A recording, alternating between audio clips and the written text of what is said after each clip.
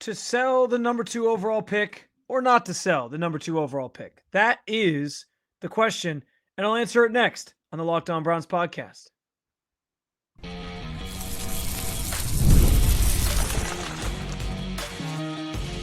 You are Locked On Browns, your daily Cleveland Browns podcast. Part of the Locked On Podcast Network, your team every day. What's up, Dog Pound? I'm Spencer German, your proud host of the Locked On Browns podcast, and proudly covering your Cleveland Browns each and every single day in the land and on the road. What to do at number 2? I'll tell you why I think the Browns will ultimately trade out of the number 2 spot in the draft. Now, it's January, it's early, that could change, but sitting here today, I'll tell you why I think that's the case. Could the Browns OC search actually bring them back to someone they know all too well? And Nick Chubb may be a free agent, but he's not going anywhere. As always, I want to thank you for being an everydayer, making the Locked On Browns podcast your first listen every day. And of course, part of the Locked On Podcast Network, your team every day. Today's episode is brought to you by our friends at FanDuel. New customers can place a $5 bet, and you'll get started with $200 in bonus bets if your first $5 bet wins. Visit FanDuel.com to get started. Let's get after it. And everyone wants to know what the Browns are going to do with the number 2 overall pick that they sort of, let's just say they lucked into it a little bit. At the end of the season, Giants beating the Colts in Week 17 was a big help. Patriots and Gerard Mayo trying to stick it to the man and beat the Buffalo Bills last week of the season certainly helped their efforts. They got a little bit of a late Christmas present out of it, and they end up as the number 2 pick. And this is important because being 3 and being 2, there's a huge difference there. Largely centered around the quarterback position. This class has been talked up and down already that it's not really considered one of the more talented quarterback classes that we can think of in recent memory. So understanding that coming into this, it's Shedeur Sanders, it's Cam Ward. Those are the 2 guys. We will talk obviously at length about which one makes more sense, if the Browns should draft a quarterback, all those things. But I kind of get the feeling that quarterback, while it still could be the route they take and why it might make a lot of sense, I don't know if the Browns are going to follow through on that. And I'll explain why here, because they're being number 2, you now have the choice of, yes, we can take one of those top 2 quarterbacks, or we can, be first up to sell a pick if somebody really wants the second quarterback off the board, assuming Tennessee's going to take one, because I'm assuming a quarterback's going to go number 1 overall, whether it's Tennessee or they trade out and somebody else takes it, but I don't know why Tennessee would trade out. I think Tennessee's going to take the quarterback they like the most, and that's going to leave you in a situation where you're the number 2 pick. You either trade out, some team gets the rights to the next best quarterback, or you stay put and you draft the best non-quarterback available. So there's kind of a lot of leverage that the Browns have by getting to number 2 rather than being number 3, given how this year's class is kind of projected. Now, and as far as what the Browns need to do here, and I brought up in the last episode how it was interesting to me that Andrew Berry referenced the Washington Commanders as a team that basically they turned their franchise around like that because they made the right choice on the quarterback. They drafted the franchise quarterback. They found their guy at number 2 last year, and how they're now in a similar situation to do the exact same thing. The difference is last year's class had Caleb Williams in it. It had Jaden Daniels in it. It had, some people really love J.J. McCarthy, who we didn't get to see this year because he got hurt. Bo Nix was in that class. Drake May, who looks like he could be the future for New England, was in that class. That class was pretty stacked in terms of guys that they thought had a chance to, that the scouts all thought had a chance to potentially pan out. I mean, it was 4 quarterbacks in the top 10. Michael Penix Jr. obviously went super early. That class set records for quarterbacks who went that early or that soon in the draft, and teams trying to trade up and get these guys. And so that's obviously an important thing to point to and realize, this year's class is not that. This year's class is not expected to be quite as talented as last year's class. And so understanding that, I almost wonder, and I don't have a good read at this point on the Browns' feelings on Cam Ward or Shedeur Sanders or where they kind of stand on those things. But there's a reason I asked Andrew Berry the question the other day about this idea of, you haven't had first-round picks the last couple of years. How is that going to dictate how you sort of approach having number 2 overall this year and the rest of the draft, where you're trying to sort of make up some ground, if you will, from the previous couple of years where you didn't have those picks and you weren't able to draft premium talent of players to add to your roster. Now, I thought he gave a pretty solid answer just in regards to yeah, we don't feel like we have to play catch up, but we do understand, like, we are trying to identify, fill some gaps that we maybe couldn't fill the last couple of years. So he understands where they're at with that, and that's all fine. And he didn't really give me the answer I was hoping for or any kind of hints I was hoping for as far as like where their head is at in terms of treating that number 2 overall pick, which is what I was kind of fishing for with that question to try to get an answer out of. And that's Andrew Perry. He keeps a lot of things close to the vest, so understandable. But I am going into this situation sort of feeling like they're going to have to look at this roster and understand this is where we're at. We think, given how Kevin has gotten the most out of other quarterbacks that you would say are just average, maybe slightly above average over his time with the Browns, that they can probably thread the needle on finding a quarterback somewhere in free agency, whether that's a Kirk Cousins, whether that's a Sam Darnold, whether that's an Aaron Rodgers, God forbid, and that you can use that pick to get more assets and address other needs on this team. Because given how this year went, again, I made the argument that I don't think they were devoid of talent. I don't think we were wrong on the front of thinking that this team was talented. They still have a lot of those key players in place and key players that are going to be important to them next year and beyond. But they do have a number of holes to now fill, and they could have more if somebody like Joe Bitonio retires. There's a missing piece. If Jeremiah Owusu-Koramoah can't play football anymore, which every time we ask somebody within the organization about Jeremiah Owusu-Koramoah, they tell us no new information. He's trying to gather everything he can to figure out what is what's going on, and we'll update you when we have more information. That's not a good sign when you're hearing that about one of the talented Pro Bowl linebackers on this team, who is one of Barry's hits when it comes to draft picks and has been phenomenal as a player the last couple of years. Somebody that you paid, you extended this year, like. That's not what you want to hear. That's a frustrating thing, and it could create a new hole for you at guard, at linebacker. We know left tackle's a need. We know this team needs another wide receiver. And maybe they're not going to fill all those things through the draft, especially as they restructure Deshaun's contract and create some more cap space to do some things in free agency.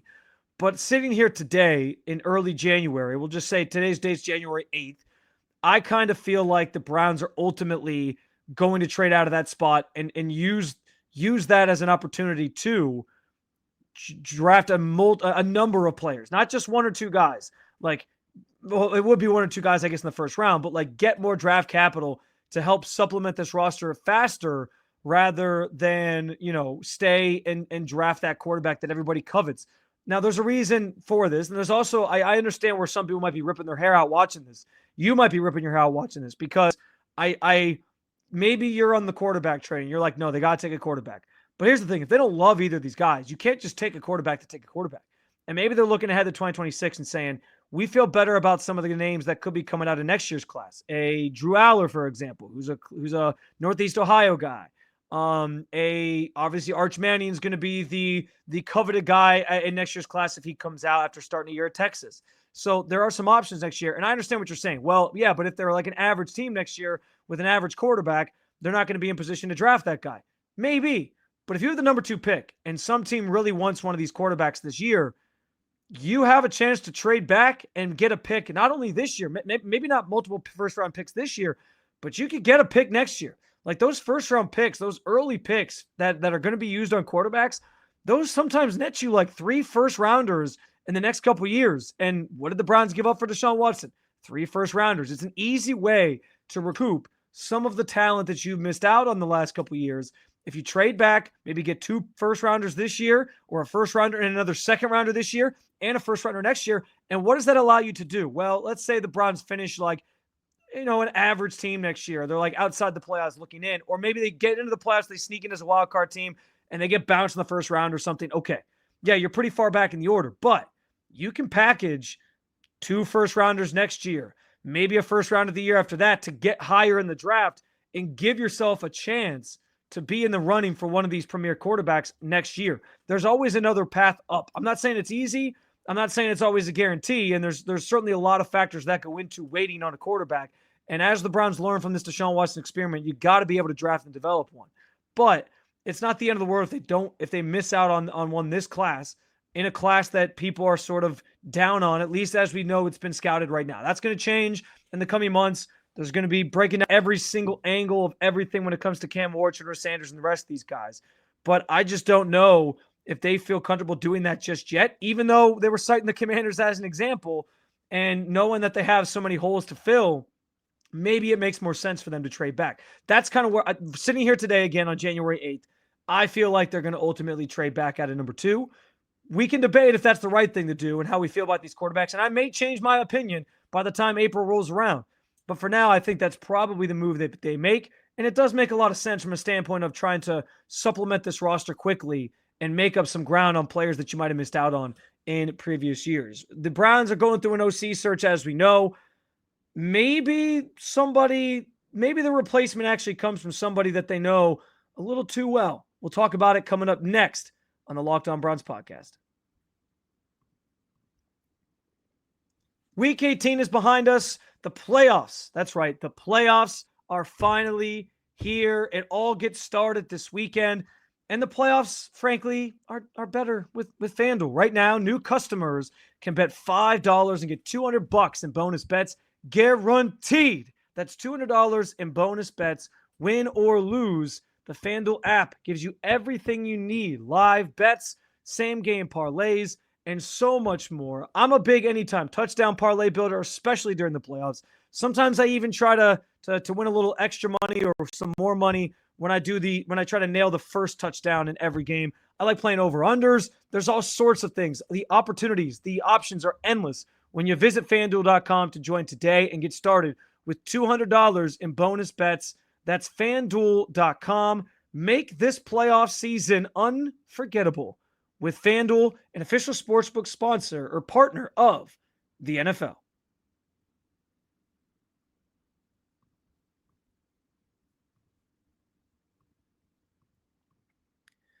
All right, so we know the Browns are going through an OC search. We know that they have some options on the table. There's already been reports that at least one of the internal candidates or people that they're going to interview is Tommy Rees, tight ends coach that they brought in this year. He was with Nick Saban at Bama in 2023.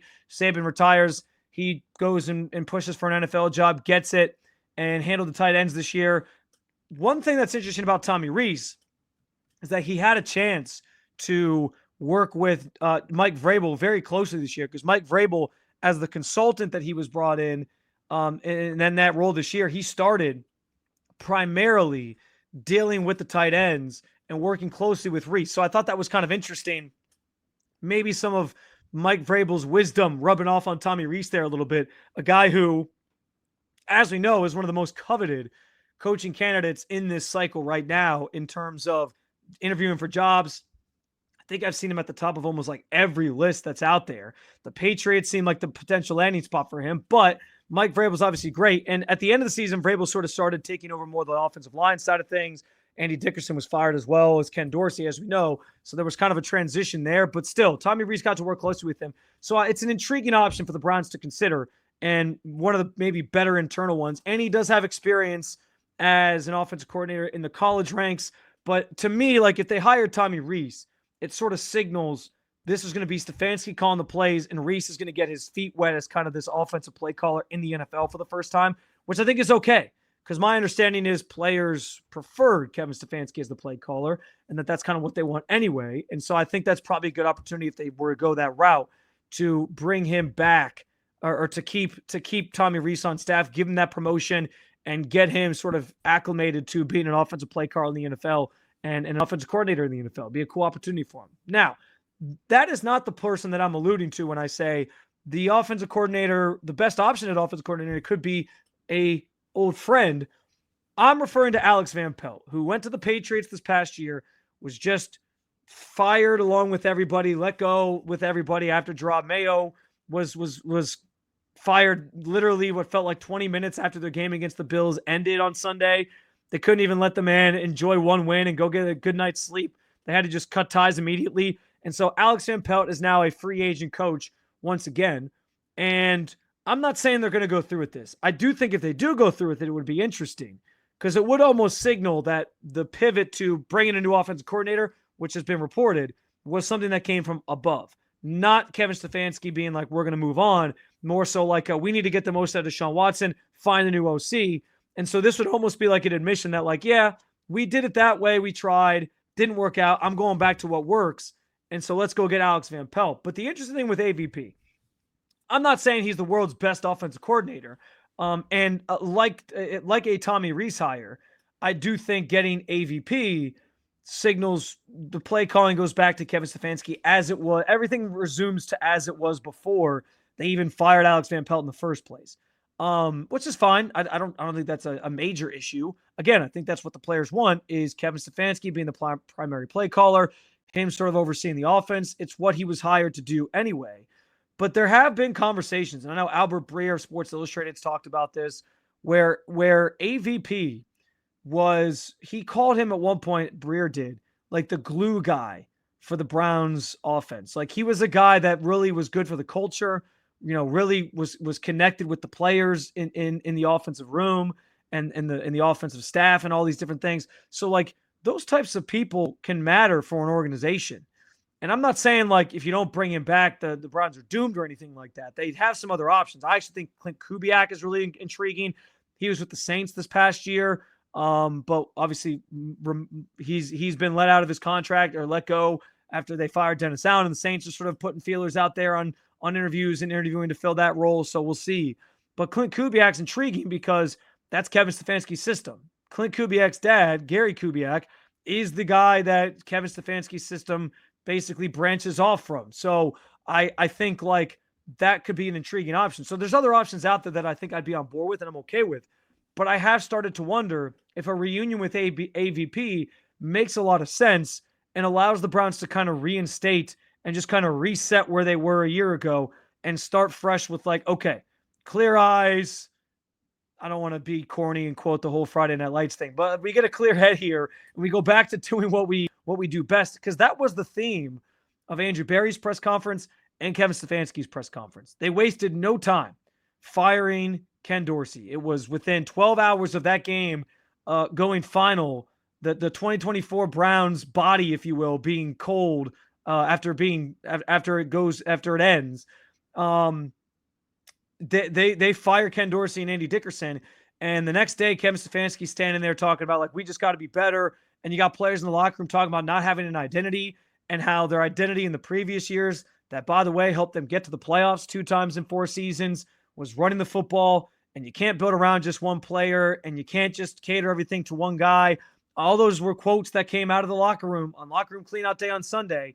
And so if the Browns are understanding of like, okay, this didn't work, we're going back to what we know how to do. Kevin Stefanski's like, I'm going back to what I know how to do. And that's running the system that got me this job in the first place.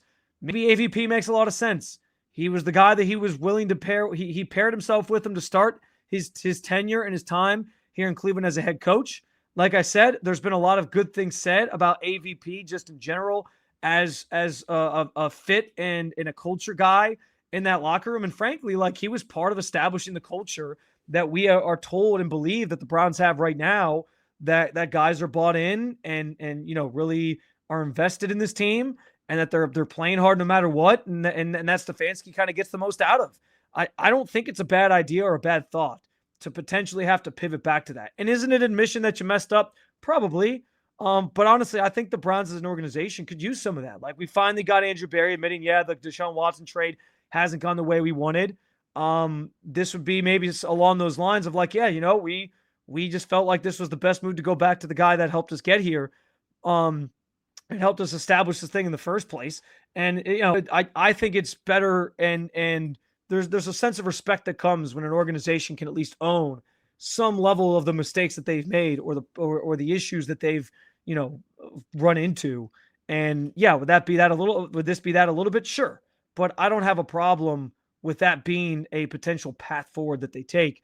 And I'm intrigued at least about the prospect of bringing him in. We'll see if there's rumors that pop up that he's going to get an interview. We'll see if it's somebody that they're going to talk to and if there's going to be conversations there. But it does create this intriguing scenario with him getting fired and the Patriots kind of cleaning house and starting all over, that he is now back on the table for the Browns 1 year later after they parted ways with him and decided to hire Ken Dorsey, and that didn't go as planned. So just keep it on your radar. I think AVP could end up being in the mix, and it would be something if they actually went back to the OC that helped them build this organization and this culture that they have in the first place. Like I said, Albert Breer called him a glue guy. He seemed like he was pretty important to what the Browns were trying to do and build. even though he wasn't the primary play caller. And so I'm curious to see whether or not he ends up being an option and somebody that they bring in for an interview or not. Speaking of the Browns offense, we all know everybody loves Nick Chubb. His future's a little bit in doubt as he goes into free agency for the first time in his career, but fear not. He will be back with the Browns next year. I will tell you why coming up next on the Locked On Browns podcast. I can proudly say I won one of my season-long fantasy championships, but I'll tell you, it was a stressful season, man, because I'm constantly worried about one injury costing me a game or costing me a shot at winning the big money. And that's why I've tried to take the stress out of fantasy with PrizePicks. With PrizePicks, you simply pick more or less on player stats like total passing yards, rushing touchdowns, and for a shot to win up to 1,000 times your money. You can make your picks in less than 60 seconds. And whether you're looking for a flex play to boost your payout or want to cash out quickly, PrizePicks has got you covered. And with over 10 million members and billions, that's billions with a B, in winnings, it's clear that people are loving this platform already. Here's a special offer for Locked On NFL listeners. Download the app today, and you want to use the code Locked On NFL. That's Locked On NFL to get $50 instantly after you play your first $5 lineup. That's all available to you at PrizePicks. Run your game. Did Rocket Money help you find any subscriptions that you might have forgotten about or that you were paying for twice? That definitely happened to me. I had a few subscriptions that I didn't even realize I was paying for, and Rocket Money made it so easy to track them all down. It's like having a personal assistant for your finances. Rocket Money is a personal finance app that helps you find and cancel unwanted subscriptions, monitors your spending, and helps you lower your bills so that you can grow your savings. It brings everything together in one easy place, whether it's your subscriptions, your spending habits, even the goals that you want to set for this upcoming, this new year of 2025. Rocket Money has made 5 million users and has saved a total of 500 million in canceled subscriptions, saving members up to $740 a year when they use all the app's premium features. Cancel your unwanted subscriptions and reach your financial goals faster with Rocket Money. Go to rocketmoney.com/lockedon today. That's rocketmoney.com/lockedon. rocketmoney.com/lockedon.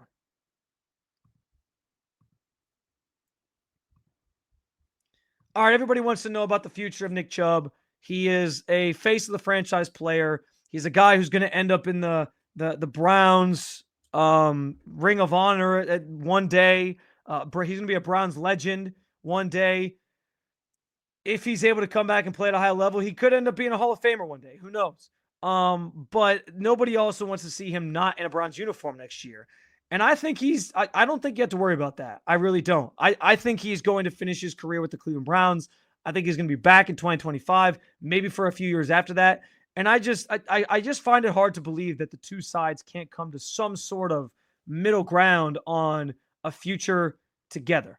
Andrew Berry was asked about it on Monday, and his response was, he didn't close the door on any option. He didn't close the door on him not coming back. He didn't close the door on him coming back. And he said it's a little more difficult for me to comment on. Last year, it was easy for him to sit there and say, nobody wants this to be how Nick Chubb's career ends. And what he meant by that was the gruesome knee injury he suffered on Monday Night Football against the Steelers last year was not how anybody wanted to see his time with the Browns come to a close. They remedied that. They found a middle ground. He, maybe lost some money on his deal because of it, but he returned to Cleveland. They made it work, and he was able to come back this year because he was still under contract. Now, this is different because he's not under contract. So I get where Barry wants to sort of play the middle ground a little bit more and not just flat out say like, yeah, we're going to sign him. You don't want to give up leverage that way. You don't want to also say like, no, we don't want him anymore, because then you're, disparaging a player that everybody loves, and you're gonna anger fans, obviously. But the reason I think that there's a middle ground here where he can come back and where they'll work something out here during the offseason, which is good news for you and other Browns fans, is it's twofold. I think the Browns understand what he represents, and I think the Browns understand, given how the Deshaun Watson situation has gone, given where this team is at, because they've set themselves back a little bit with the Deshaun Watson decision and trade, they need good PR. And there is no better, easy, cake of PR that you can give yourself than keeping somebody like Nick Chubb around this organization. I know he's come back from another season-ending injury. It's a broken foot this time. Far less intuitive or complex recovery timeline and rehab. So he should be able to get back and be totally fine for the start of next season. That's the good news. He can spend this entire offseason just focusing on the foot, getting himself right, and helping the knee a little bit further along as well, given that he never quite looked fully like himself again, even by the time he injured his knee against the Chiefs in week 16. But it looked like there were some signs there. And so maybe a full year of just rehabbing and focusing on his health and his injuries helps Nick Chubb out, where he's not spending every waking day trying to rehab from one of the more serious knee injuries you've ever seen.